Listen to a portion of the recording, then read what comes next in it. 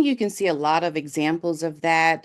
Yeah, Meghan trying to emulate things with Catherine and Diana, and it just shows you how much she was invested in, these personalities that she wanted to be. I think, I think she does need Harry, I think she does. And she must know by now that she doesn't get everything right. Yeah, so we're behavior experts. It was the kind of night that dripped with exclusivity, the HBO Max Emmy celebration, where the chandeliers threw golden light across a sea of sequins, tuxedos, and sparkling glasses clinking in unison.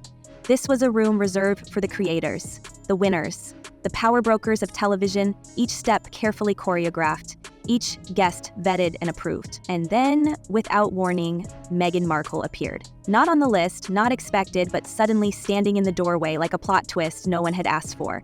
At first, there was silence, the kind of sharp pause that slices through a crowded ballroom. Then came the whispers, the murmurs, and finally, the sound that spelled disaster for her comeback fantasy. A ripple of boos that echoed from one side of the room to the other. We cannot overstate the shock of it. Once upon a time, Meghan's mere presence would have drawn flashes of admiration, cameras craning to catch her smile. Now, the sight of her in that glittering gown was greeted with groans, rolled eyes, and bodies turning deliberately away. Guests clutched their glasses tighter, conversations froze mid-sentence, and Hollywood's biggest names made it crystal clear she wasn't welcome here. For Meghan, who once basked in the adoration of royal crowds, it must have felt like a nightmare in slow motion, the transformation from duchess to pariah, unfolding in front of every pair of eyes in that room. There was this story that Meghan, had her people approach someone about a divorce book. But I mean, imagine if Meghan left Harry, it would destroy her reputation. She would be eviscerated publicly because she's already slipped into this kind of category on social media, the way that pop culture commentators talk about her. They lump her in with Amber Heard. They lump her in with, these other famous women who are perceived as being narcissistic or, being controlling of their husband. Witnesses swear it wasn't accidental or spontaneous. This was a rejection that felt organized, almost rehearsed. Insiders muttered that her presence had been anticipated, that whispers of a so-called ban list had circulated weeks before, with her name at the top. And that night, the whispers came true. We're told publicists warned their clients, don't engage, don't pose, don't let her into your frame. Hollywood knows that association is currency, and Meghan's stock has been tanking for months. No one wanted the risk of being dragged into her orbit, no matter how quick the photo might be. One industry veteran leaned in close to us with the cutting remark, "This wasn't snubbing, this was exile, and it was deliberate." The anatomy of a Hollywood exile is a brutal thing, and Meghan has checked every box on the list. Failed projects? Check. The Spotify deal imploded in public humiliation. A podcast rebrand struggling to find its audience. A lifestyle brand called As Ever that sold jam jars and herbal teas for a moment of hype before fizzling into confusion. Add to that the awkward Netflix experiment that left critics lukewarm, and suddenly the woman who once promised to redefine celebrity influence is seen as a liability. Executives whisper that she over-promises, under-delivers, and always manages to bring unwanted drama in her wake. The Emmy humiliation didn't invent her reputation, it confirmed it. Inside the ballroom, the rejection took physical form. Pedro Pascal, one of the most magnetic stars of the evening, slipped from a circle of laughter to the bar the moment Meghan inched closer. Zendaya, ever the professional, made a swift pivot into a conversation with her assistant, leaving Meghan stranded mid-step. Even stylists and publicists, the very people who thrive on access, wouldn't risk a hello. One guest said the avoidance was so seamless it felt choreographed. She walked in expecting to own the spotlight. Instead, the spotlight shifted away from her like it had a mind of its own. In Hollywood, where fakery is an art, the absence of fake smiles might be the cruelest insult of all. I think that, as we've spoken about, this show has completely underperformed. It did not really appear on the Spotify charts. This was, of course, the podcast that she made with Lemonada Media. It's still unclear, actually, about what money has come from this podcast. So originally, when she signed up with Spotify, there was money up front. That deal went south. She signed up with Lemonada. And what did Meghan bring to that table? Not nominations, not victories, not even a guest pass. Organizers scrambled to seat her, eventually guiding her to a discreet chair near the exit, far from the cameras, far from the celebratory toasts. She wasn't escorted out, but she may as well have been, invisible. Servers offered her a simple glass of water while nominees raised crystal flutes of Dom Perignon. The message was clear. You're here, but you don't belong. For someone who once shared Buckingham Palace with the Queen, the contrast couldn't have been sharper. We should remember how much this moment mattered to her. Since stepping back from royal duties, Meghan has been desperate to carve an identity outside the palace walls, She's spoken publicly about not knowing what to call herself if she had to write a resume. She's admitted that building her business felt incredibly lonely. She has confessed to guilt over money and to feeling that she would never have enough. The cracks have been visible, and the Emmy stunt was her attempt at repair. She didn't arrive by chance. Sources say her team planned every detail, from the gown to the timing of her entrance, hoping that proximity to Emmy winners would translate into headlines. But the gamble misfired spectacularly. Instead of glamour, she walked straight into humiliation. Manufacture that stuff, right? It feels fake. It feels weird. I don't understand why they would think something like that would work. But these are not people who are just posting on a whim, right? Like, this is an entire industry. It's I know calculated.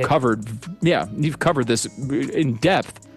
This is a whole industry. They've got people working on this 24 hours a day to try to make this Meghan Markle thing into a thing. The morning after proved even harsher. Organizers scrubbed her name from official recaps. Photo agencies cropped her out of candid frames. Publicists refused to circulate her images, noting bluntly that nobody wanted to run Meghan's photos from an event she wasn't invited to. The erasure was intentional, and it burned. For a woman who has built her entire post-royal brand on optics, Netflix documentaries, curated interviews, glossy magazine spreads, the silence was deafening. She hadn't just been booed in real time, she had been erased from history. The whispers about her dwindling clout had already been circulating, but after the Emmy debacle, they turned into roars. Hollywood insiders asked the question bluntly, what does Meghan actually contribute? Her podcast tried to strike a feminist tone, yet ratings sagged. Her lifestyle brand promised expansion, but after a few jars of jam and an ambiguous tea blend, even her fans seemed confused about what it was selling. And then there's the money talk, her repeated confessions of guilt over having a lot while admitting she feels she'll never have enough. Pair that with a $14 million Montecito mansion, private jet trips, and an estimated $60 million net worth, and Hollywood reads, not relatability, but tone-deaf indulgence. At the Emmys, all of that baggage followed her through the door. And if I were, if I were a troublemaker, I might accuse Harry and Meghan of unconscious bias in the employment department, looking at all the new faces that are coming on to work for Harry and Meghan independently and together for their entertainment ventures. And if history repeats itself as much as Harry whines that it does, both Harry and Meghan will continue to reject any and all sound advice and will potentially treat their staff poorly, so good luck. There's also the personal angle. Hollywood loves a comeback story, but it despises hypocrisy. Meghan and Harry built their brand on escaping the palace, accusing courtiers of suffocating them, only to create their own version of a royal court in Montecito with hand-picked staffers. They slam the crown's restrictions, yet eagerly trade on their Sussex titles in every venture. This double standard hasn't gone unnoticed. As one royal historian said recently, competing with Buckingham Palace would delight Meghan. But what she's built isn't a court. It's a desperate attempt to save the brand. That perception loomed over her Emmy stunt like a cloud, and the boos proved it. What cuts deepest is that the rejection was unified. In Hollywood, even sworn enemies can pose together for the cameras if it means good press. That's the rule. But Meghan faced something far more lethal than hostility. She faced indifference. The smiles stopped, the hands pulled back, the shoulders turned. The conversation moved on as if she wasn't there. For someone who thrives on attention, invisibility is the final humiliation. And when the crowd collectively agreed not to give her oxygen, we witnessed a rare thing. Hollywood, in all its cutthroat pettiness, chose solidarity against her. And so we're left with the burning question. Was this simply one embarrassing night? Or was it the final blow for Meghan Markle's Hollywood dream? Has her star finally burned out beyond repair, or is she already plotting her next desperate attempt to claw her way back into the spotlight? You know, I love every member of my family. Despite the differences, I don't look at her as an evil stepmother. I see someone who has done everything that she can to, improve her own reputation and her own image. And just when we thought the Emmy humiliation couldn't sting any harder, the silence from one of Meghan's oldest allies made the fallout even more brutal. Oprah Winfrey, the queenmaker, who once offered Meghan her golden stage in that explosive interview, has been conspicuously absent from her orbit. We've noticed it. No friendly words on social media, no public appearances together, not even a quick cameo of support at Meghan's launches. For a woman who has long understood the art of protecting her own brand, Oprah's distance feels calculated. Insiders whisper she's quietly stepping back, unwilling to let Meghan's missteps splash mud on her own legacy. And let's be real, if Oprah is pulling away, that's not just a cold shoulder. It's a warning sign that Meghan's circle of defenders is shrinking fast. We remember the power of that original sit-down with Oprah, the moment Meghan's voice seemed untouchable, her truth amplified by one of the most respected figures in media. But Hollywood is unforgiving, and Oprah's brand is built on credibility. Could it be that even she recognizes Meghan has become a liability? It's one thing to host a royal rebel on your couch. It's another to be seen endorsing someone booed out of Hollywood's most exclusive rooms. People close to the situation suggest Oprah has shifted her energy toward other proteges, leaving Meghan on the sidelines. A friendship once trumpeted as unbreakable now looks eerily fragile, as though both women understand the risks of being tethered together. Meghan Markle's podcast has ended its 8-episode run, and there are no plans to release a second season at this point. What a surprise. The impact of Oprah's absence can't be overstated. Meghan's power once came from her ability to command the biggest platforms, the royal balcony, the Oprah stage, the Netflix docuseries. Now, those stages feel increasingly out of reach. Without Oprah's validation, Meghan is forced to fight for headlines on her own, and the cracks in her PR machine are impossible to ignore. After the Emmy fiasco, her team scrambled behind the scenes in what insiders described as a full-scale meltdown. Phones buzzed all night. Agents and handlers desperately tried to convince wire services to pick up flattering images, pushing staged shots that made it seem like Meghan was a welcomed guest. But the response from agencies was icy. She wasn't invited. Running these photos would look like an endorsement. One by one, doors that used to open with a single phone call slammed shut. This scramble exposed the hollow core of her strategy.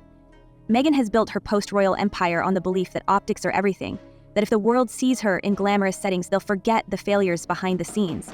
But when no one will circulate your photos, when even the image machine refuses to play along, the strategy collapses.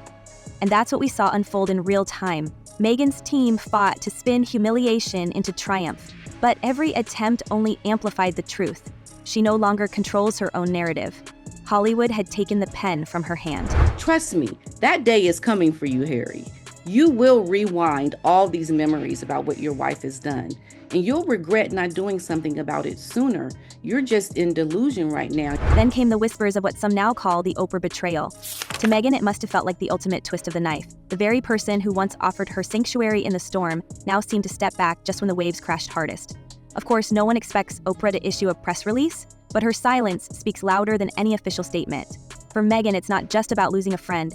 It's about losing a shield. With Oprah gone, she stands exposed, her critics circling closer than ever. Inside the walls of her sprawling $14 million Montecito estate, Meghan has built what many describe as a mirage of control. From the manicured gardens to the carefully staged social media glimpses, everything projects stability and glamour. But insiders argue that this curated perfection hides a deeper fragility. The estate itself has become a fortress of denial, shielding her from the harsher truth circulating outside its gates. Within those walls, Meghan is not the Hollywood outcast. She is the visionary founder, the adored mother, the wronged royal. It is a narrative that soothes, but it also blinds. Reportedly bullied virtually everybody who's ever worked for her. She can't keep a staff in London. She can't keep a staff in Montecito. She's a bully. She's obsessed with her own ego, face on television, etc., and playing the victim. So no amount of humanizing videos, even if she managed to find one, are going to work.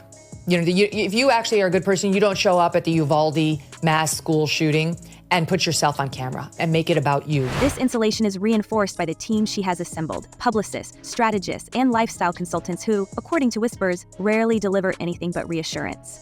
When projects falter, the language is softened into delayed opportunities. When critics sharpen their knives, the response is framed as jealousy. Such spin may protect Meghan's self-image in the short term, but it strips away the urgency to confront reality. And that's the danger of the Montecito bubble. It convinces her she's winning when the scoreboard outside tells a very different story. Observers note that the bubble may have directly influenced her decision to crash the Emmy celebration. Surrounded by voices affirming her relevance, Meghan likely believed that walking into that ballroom would trigger admiration rather than boos. After all, in Montecito, she is still treated as a cultural force. Neighbors defer, staff cater, and her inner circle praises every new venture. It's a world that doesn't question whether the wider industry has already moved on. That night, the illusion met its reckoning. So she's trying to paint these pictures of what she wants it to be, like, oh, I don't know who they are, and I'm so innocent to the world and everything. Girl, we are on to you. We see it. The psychological toll of this disconnect cannot be underestimated.